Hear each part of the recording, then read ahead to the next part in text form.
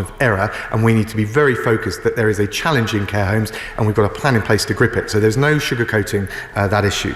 I take exception with him suggesting that things are getting worse, not better. That is not true overall.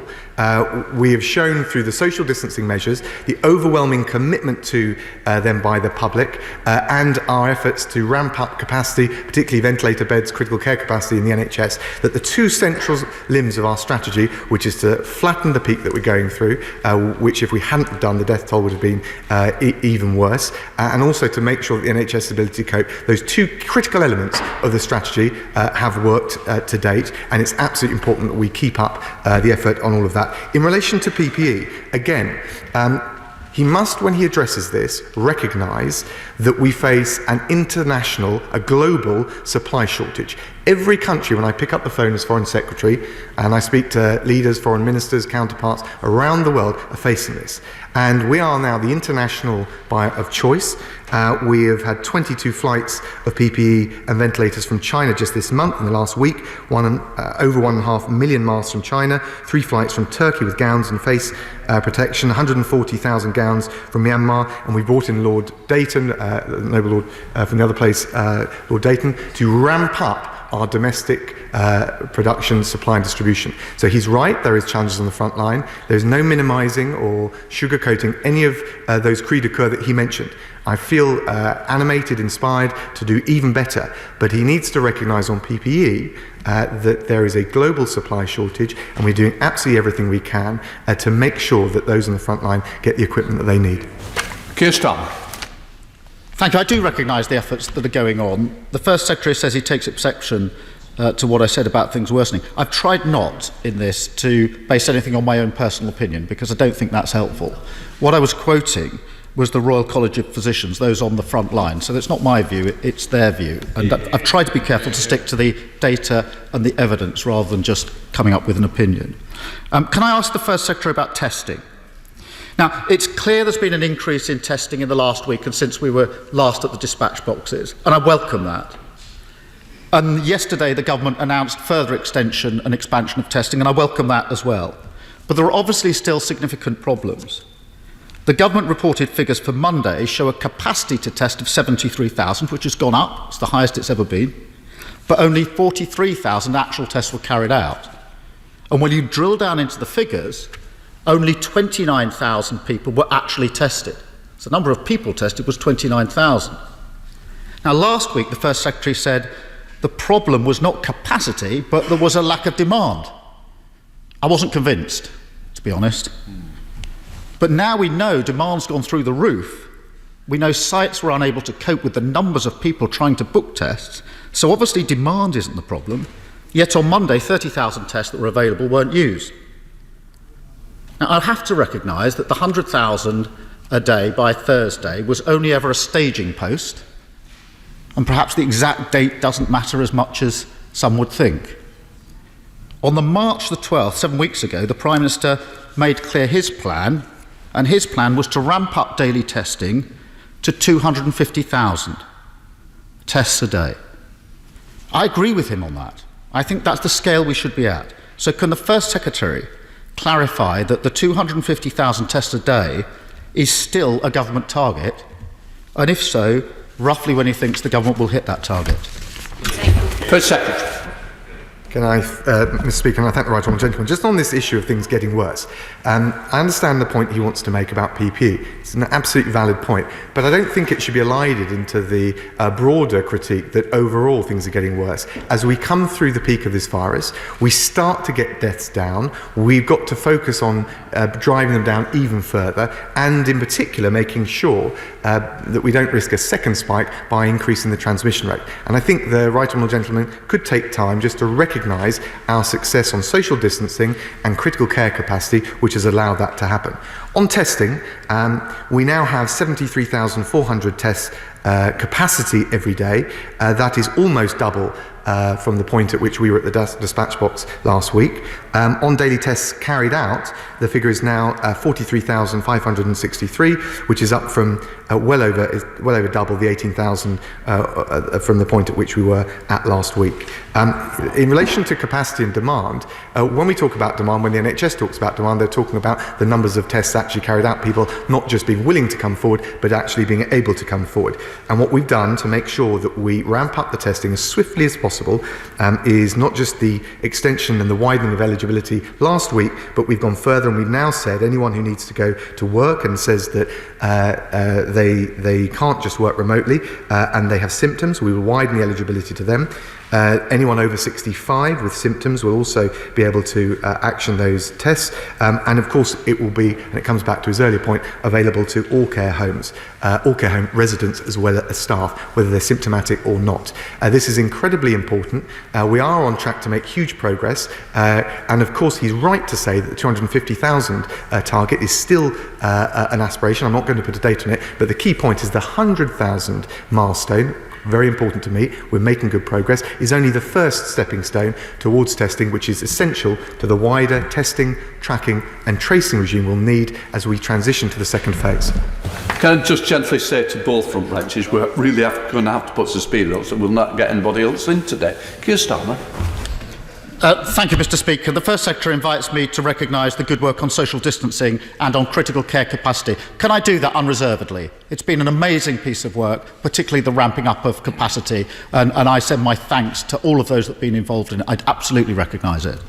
Mr. Speaker, the reason I've raised these issues is because they're vital to controlling the virus, protecting lives, and so that we can get to an effective exit strategy. The public need to know what's going to happen in the next phase. And on exit strategy, I want to be absolutely clear with the First Minister. I am not asking for lockdown to be lifted. We support the government on lockdown and will continue to do so. So I'm not asking for that. I'm not asking for a time frame. The government says it can't give a time frame. I accept that and we support the government on that. I said I wouldn't ask the impossible and I won't. What I'm asking for is the government to be open with the British people about what comes next. That's crucial for three reasons. We need their trust. Secondly, the government itself, the public, schools, businesses, trade unions need to plan ahead. And they're saying that loudly and clearly. Third, and frankly, we'd like to try and support the government strategy when we know what it is. I think it's important for us to do so if we can. We can't do that if the government won't share its thinking. The Prime Minister said on Monday that he wanted maximum transparency. Will the First Secretary give us some now and tell us when the government will publish an exit strategy? First Secretary. Can I thank the right honourable gentleman? I'll just remind him that, as I set out on the 16th of April, SAGE advised against any changes to social distancing measures at that point. The reason is that they would risk a substantial increase in the infection rate. SAGE is reviewing the evidence again in early March. He's asked for a time frame and a date. We can't give it until we have the SAGE evidence. If he thinks there's things that we could be announcing, whether it's along workplace, which you referred to, schools or otherwise, feel free to propose those things. But I would just gently say that based on the advice and the evidence that we had from SAGE, which he said he wants to closely follow, it would be very difficult for us to responsibly set out those proposals before we've had that subsequent advice from SAGE, both on the rate of infection, the death rate, but also the measures it would be responsible to make. And that's why, with the greatest respect, and I understand he's trying to be constructive, we can't be pulled in to making proposals in advance without SAGE opining. Keir Starmer. Mr. Speaker, the problem with the First Secretary response is that it risks the UK falling behind.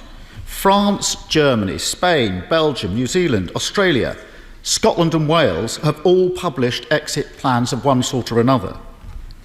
The First Secretary said, well, what are the proposals? What should they cover? If you look at those plans, as he's done and I've done, it's clear that there are common issues such as schools reopening, business sectors reopening. These are the issues that, if he wants me to put them on the table, I absolutely will, because they're clearly the issues that need to be addressed. There will be other issues, of course, but delay risks not only falling behind other countries, but also the successful four-nation approach so far. We want to support the government on an exit strategy. We want to support the four-nation approach so that we can all exit across the UK at the same time and hopefully in the same way. So I asked the First Secretary if the government will work constructively and openly with the opposition on the question of what happens at the next stage.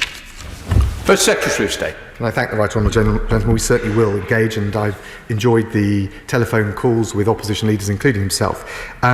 But can I also just gently say that if he's suggesting that we can set out concrete proposals now, despite clear evidence and advice from SAGE, that we should wait for their review of evidence in the next week or so, I would gently say that is the wrong thing to do. And if he thinks he knows better than SAGE and the scientists that have suggested that, he needs to explain it.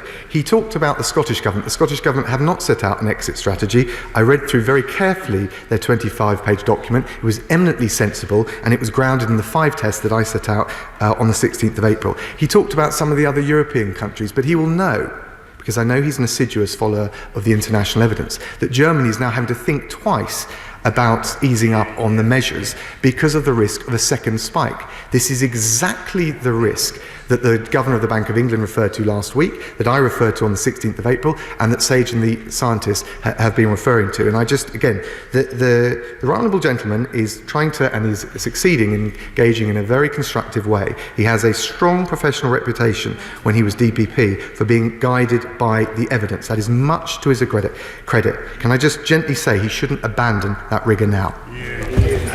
So Desmond Swade. Will garden centres and nurseries be allowed to reopen in short order? First Secretary. I thank my right honourable friend for cutting straight to the chase. I totally appreciate the value of garden centres and nurseries. The current advice, as I've indicated from SAGE, was that relaxing any of those measures, including the ones that he refers to, would risk damage to the public health, our economy, and frankly the progress that we've made, the sacrifices so many have made, the lives that have been lost. But can I reassure him that they look specifically at garden centres, and we will continue, as I've indicated earlier, to keep the evidence on each individual measure under very close review. We go across to the Leader of the SNP, Ian Blackford. Ian Blackford. Thank you, Mr. Speaker, and can I send my congratulations to the Prime Minister and to Carrie Symonds on the birth of their son, and long life and happiness to the newborn. Mr. Speaker, we are 2 months away from the deadline on approving an extension to the Brexit negotiations. Michel Barnier has been clear. The UK is refusing to engage seriously on a number of fundamental issues. The government is shamefully gambling our economic future with a no-deal Brexit in the middle of a health emergency. Why is the government threatening to isolate our economy at the end of the year during the biggest economic crisis of our time? First Secretary.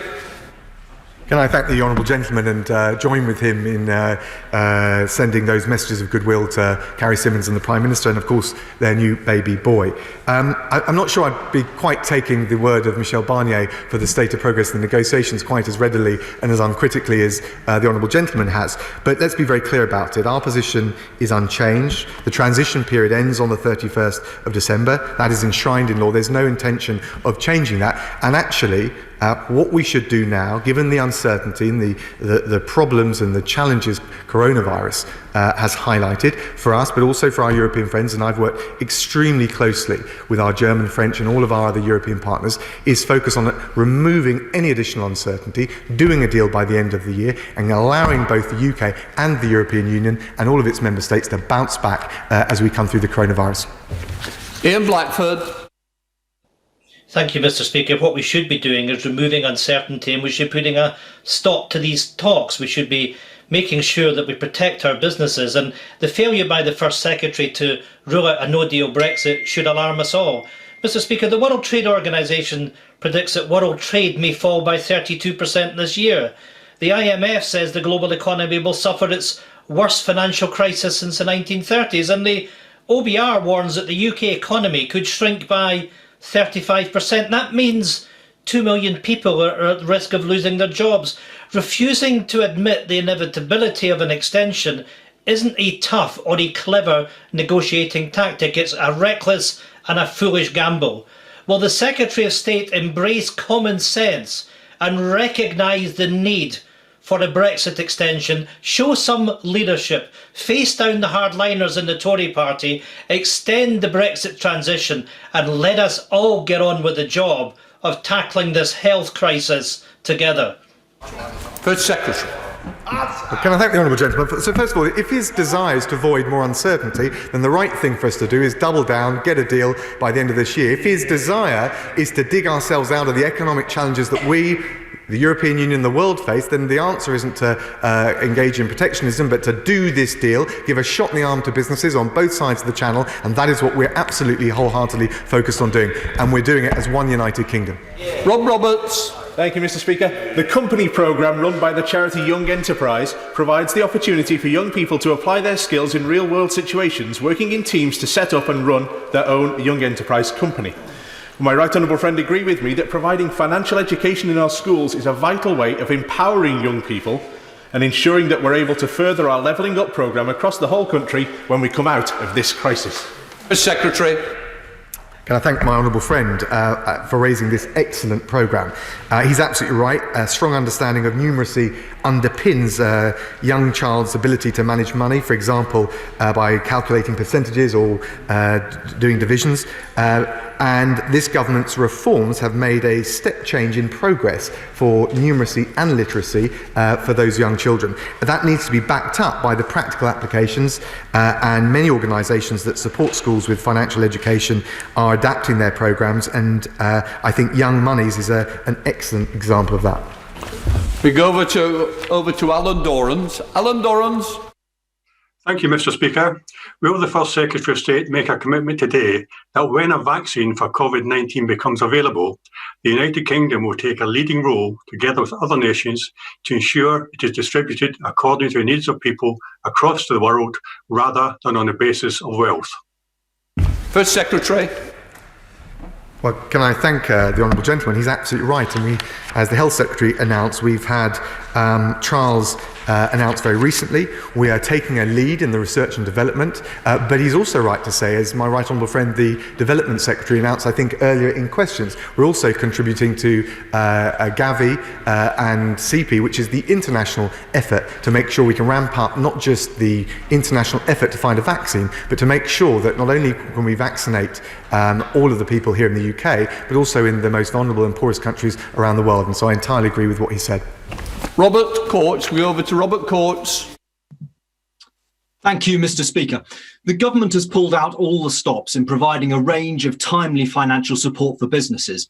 But both as the chair of the Small Business APPG and in West Oxfordshire, I hear reports of businesses that are being denied help by banks that are falling behind regulatory systems rather than concentrating on the urgent need to get cash out of the door to the businesses that need it. Would my right honourable friend agree with me that as the nation makes sacrifices unheard of in peacetime, it's also time for the banks to do their bit? First Secretary. I thank my honourable friend, pay tribute to all he's doing to champion small businesses. We want to help all businesses, small, medium, and of course the large ones, in Witney and across the country, get through this incredibly difficult period and bounce back with confidence as we defeat the coronavirus. Through the coronavirus business interruption loan scheme, through the large business interruption loan scheme, and the bounce back loan scheme, we're lending to businesses of all shapes and size. And the government has stepped up to the plate, and he's absolutely right that we expect the banks to do the same too. We go across to Zara Sultana. Zara Sultana. Thank you, Mr. Speaker. While working people are having to make huge sacrifices through this crisis, state support is available to big businesses that dodge taxes and pay millions to super rich executives and shareholders. Mr. Speaker, we should be bailing out the 99%, not the 1%. So will the government follow the likes of Denmark and stand up to big businesses by saying, if you want state support, you have to prohibit dividend payments and share buybacks, and you can't be based in a tax haven? First Secretary. Okay, I thank the Honourable Lady. I have to say, I think if she looks at the package of measures that my right honourable friend the Chancellor has put in place in the round, she will see that not only are we dealing with small businesses, we're also helping those larger businesses, and they're important too. They're large employers, and we're doing everything we can to support innovative firms, which will now benefit from the offer of £1.25 billion, which is for high growth firms. So I think we should take, frankly, some of the partisan baggage out of this, focus on targeting the businesses that will create the growth, which will drive us through this crisis, and support the workers up and down this country who rely on those crucial businesses. We go across to Robert Largan. Robert Largan. Thank you, Mr. Speaker. The current crisis has shown just how important it is to have sufficient urgent care capacity in the NHS. I've been campaigning for new urgent care centres at both Stepping Hill Hospital and Tameside Hospital to help NHS staff provide world-class care to people in High Peak and across the region. Can the First Minister assure me that the government remains committed to building these badly needed new urgent care centres? Good Secretary. Well, can I thank my honourable friend for the way he is championing the NHS in the tenacious and doughty way. I'm delighted that Stockport NHS Foundation Trust have been allocated close to 31 million for the provision of a new emergency care campus at Stepping Hill, one of our 20 hospital upgrades. And Tameside and Glossop Integrated Care NHS Foundation Trust have also been allocated over £16 million to provide emergency and urgent care facilities at Tameside General Hospital. Conservatives are the party of the NHS with more money, more hospitals, more doctors and nurses, and that's one of the reasons we've managed through our critical care capacity to help protect the NHS from becoming overwhelmed by coronavirus. Wes Streeting. Thank you, Mr. Speaker. Can I, first of all, offer my deepest thanks to first responders from the Metropolitan Police and the London Ambulance Service who were greeted with a horrifying scene on Sunday night of an 18-month-old baby girl and 3-year-old boy brutally murdered in their own homes. There are no words of comfort that we can offer their grieving mother, but what the government can do is to do more to support people who are not safe in their own homes. I recognise the £3 million that's gone in to support children who witness domestic abuse and the £2 million that's gone in to support the domestic abuse hotline, but it's not enough and it's not quick enough. So in that spirit, can I ask the First Secretary of State to commit to providing the £75 million ring-fence fund that the Shadow Home Secretary has called for, so that in these darkest of times for people who are trapped unsafe in their own homes, they know that support is available. First Secretary. Can I thank the honourable gentleman and first of all say how appalled I am at the tragic case in his constituency. I pay tribute to the frontline emergency responders, but I absolutely, in total solidarity with the honourable gentleman, want to pass my condolences to the family around that terrible case. It sounds absolutely appalling. The police have been very clear that they will pursue perpetrators and anyone in immediate danger, and they should call 999. We're going through the coronavirus challenge. It's put pressure on the police, but they are there to do that incredible job that they do day in, day out. We do have the National Domestic Abuse Helpline staffed 24 hours a day. We're supporting charities and others supporting victims of domestic abuse with £750 million. He makes some interesting points about what more we could do. We're constantly looking to reinforce and strengthen the challenge of the response to domestic abuse, and he's right that there is a specific issue around it in relation to this crisis. The domestic abuse bill had its second reading yesterday, and that will help take our response to the next level, and also is an opportunity for him to make further proposals in due course. Shirley Schwab. Thank you, Mr. Speaker, and may I join in the congratulations to the Prime Minister and Carrie Symonds on the birth of their son. Mr. Speaker, I was recently speaking with a lady who, very sadly, lost her husband in hospital to COVID-19. She spoke of the fantastic care given to her husband by the NHS staff, but she also spoke of the incredible support that she and her family received from those same NHS workers. Would my right honourable friend join me in congratulating the NHS staff not only for caring for those who are ill, but also for the wonderful support they give to their loved ones? The Secretary. Can I thank my honourable friend? Can I first of all pass on my very deepest condolences to the widow in his constituency. I, along with other ministers, have the grim task of reading out the total death toll at these press conferences, and I always walk away ashen-faced at what this must mean for individual families up and down the country.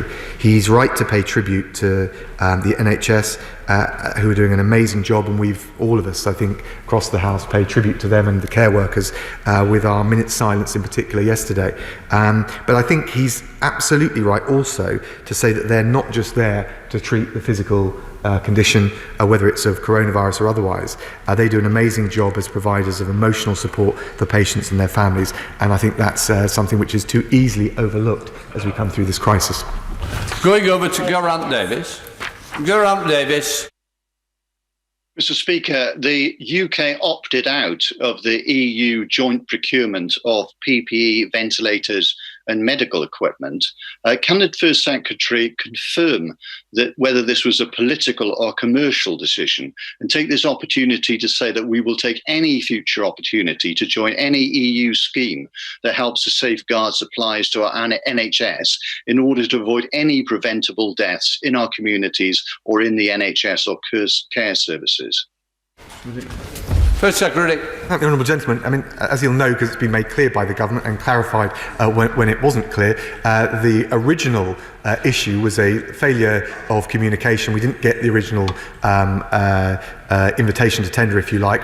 It's very clear to us that the schemes in relation to the first batch of EU-wide procurement would not have made any significant extra difference or added any value to what we're doing here. I can tell him that we will look at any future procurement-wide initiatives, for example, on therapeutics. I can also just reassure him, one of the things that we're doing is working very closely with our European partners on returns and repatriations, and that's something where we have taken advantage of EU-wide schemes if it can help us share costs, and that's the collaborative internationalist approach that the UK government takes. Mark Pritchard. The sector is vital to Shropshire's economy, employing thousands of people, and notwithstanding his earlier response to my right honourable friend, can I ask that in any economic unlock, that in phase one, the garden centres and nurseries, seasonal nurseries, will be allowed to open, albeit with careful and considered strict guidelines? First Secretary. I thank my honourable friend. Second plea for garden centres and nurseries is absolutely right, and I understand entirely why it's so important, both economically but also socially, particularly for certain members of our community for whom it will be an important means of getting outdoors and getting out of the lockdown. We will, Sage has already considered it once. I know it will consider garden centres and nurseries again, and I know he will expect us to continue to be guided by the evidence, but he has made his point in a powerful way, and it's certainly very firmly registered that this is an important area for us to look at for the future. Alex Cunningham. Go over to Alex Cunningham. Thank you, Mr. Speaker. There's never been sufficient nursery places to meet the extra demand created by the Childcare Act 4 years ago, and now things are set to get worse. I've received a huge number of emails from local nursery managers and workers angry at the government for failing to take action to protect early years workers during the coronavirus crisis because they're not entitled to access the furlough scheme. What will he do to sort this out and ensure that these nurseries still exist once the crisis is over? First Secretary. Well, this is a hugely challenging time for nurseries as it is for schools and other small businesses. The Chancellor has set out the range of support that's available. It's widespread. It covers all sorts of different areas. But of course, in relation to nurseries or any other sector that is finding the challenges too much to bear as we go through this crisis, we will of course make sure we look at them afresh and see what further can be done. Saqib Bhatti. Over to Saqib Bhatti. Thank you, Mr. Speaker. I'd like to begin by echoing the congratulations that have already been given to the Prime Minister and his fiancée on the birth of the baby boy. I hope they're all in good health. Mr. Speaker, over the weekend, there was a double stabbing in my constituency. In light of this, will my right honourable friend join me in calling on the Police and Crime Commissioner to reverse his decision to close the local police station? And what reassurances can he give the House that as we emerge from this lockdown, we are protecting our communities from the scourge of knife crime? First Secretary. I thank my honourable friend, and it's a tragic but timely warning that some of the persistent social challenges that we face around knife crime or any other kind of crime will persist and not just stay at home because of coronavirus, although overall the level of crime has come down. Can I pay my very deepest sympathies with the families of the victim in his constituency, and can I reassure him we've committed to recruiting 20,000 more police officers over the next 3 years. We're making it easier for the police to exercise stop and search powers. We're ensuring that more perpetrators go to prison and for longer. He will know that it's for PCCs to decide on how and where to spend their resources, but I pay tribute to him for being a tenacious and doughty champion for the crime issues and the policing that needs to take place in his constituency. We go over to Alison Thewlis. Alison Thewlis. Thank you, Mr. Speaker. Many businesses in my constituency and around the UK shut their doors on public health advice, and they're now finding that insurers are refusing to pay out on business interruption policies. So I ask again, will the UK government intervene and stand behind these claims so that no business loses out for doing the right thing?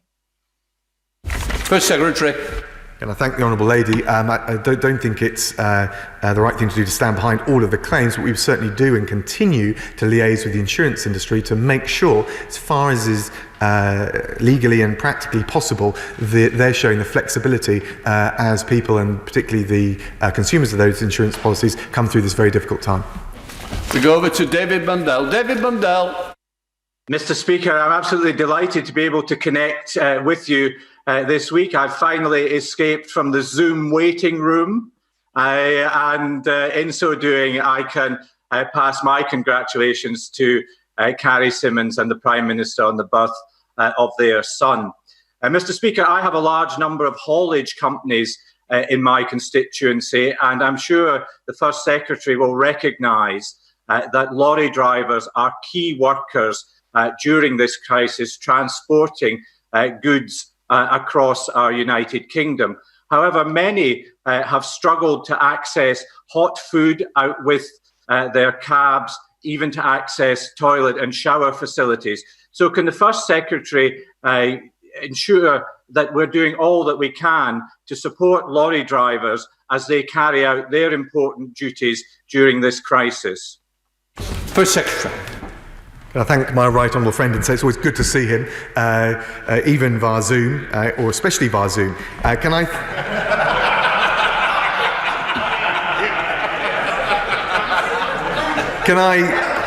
thank all of the HGV and delivery drivers for all that they're doing in the country to keep us going. And I think across the House we'd probably agree that our view and our definition of key workers has changed as we come through this crisis, and there is an appreciation of people doing those gritty jobs day in, day out, and quite the extent to which we rely on them.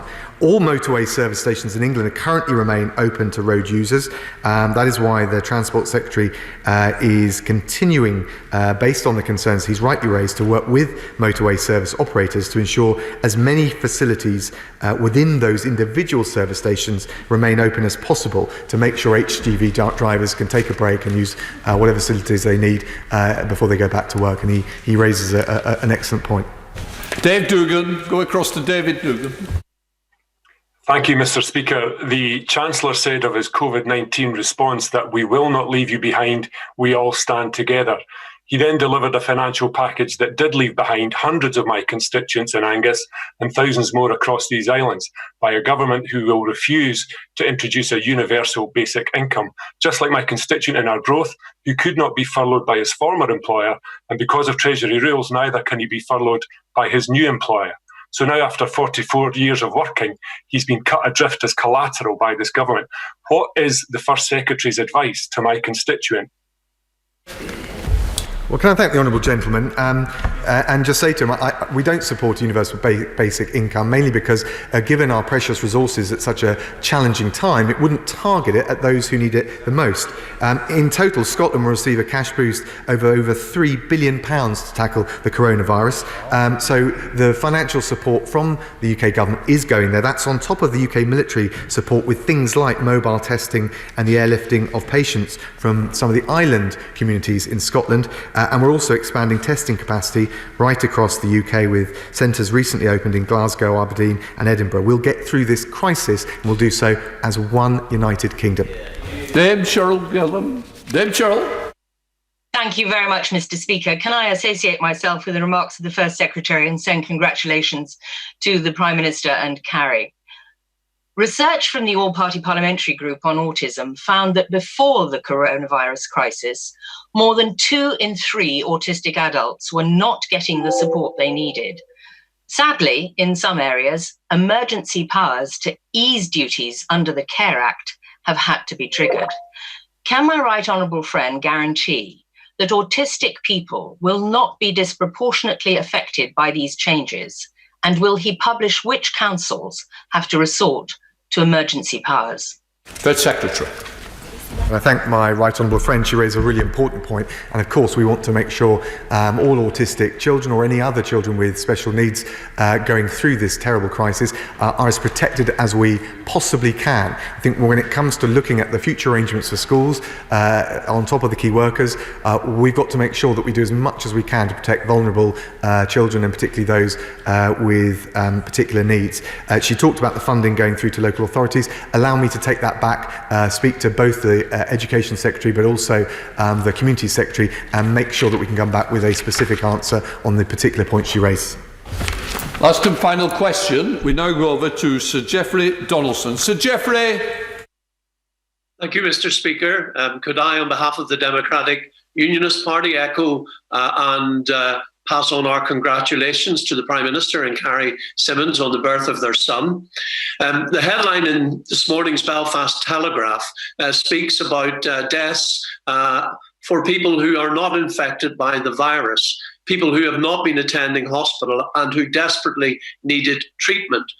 Will the First Secretary advise us of the measures the government intends to take to address this issue and to ensure that more people are able to attend for treatment, including cancer patients? Secretary. Can I thank the Honourable Gentleman and pay tribute to all the work he is doing, and indeed the Northern Ireland Executive at this difficult time. He's absolutely right to raise the challenge within the NHS more generally of dealing not just with COVID-19 but the wider conditions that people have. The Chief Medical Officer has made it very clear we have the capacity, the plans that we put in place and that we delivered through the Nightingale hospitals, the ventilators, the critical care capacity is in place not just to deal with coronavirus but also to deal with other non-COVID priorities, whether they're urgent or whether they're other forms of treatment in relation to cancer or otherwise. And I'm certainly very willing to work with the Health Secretary and the Northern Ireland Secretary to make sure in relation to any particular challenges faced in Northern Ireland that we can deal with them and address them. And it's absolutely crucial as we go through this crisis that NHS capacity is protected. And that's one of the reasons we introduced the social distancing measures and why it's so important that they've been so effective. That is the end of Prime Minister's questions. We're now going over to a statement on repatriation of UK nationals affected by COVID-19. I call Minister Nigel Adams to make the statement, and he's got up to 10 minutes to do so. Minister Nigel Adams. Thank you very much, Mr. Speaker. With your permission, I would like to make a statement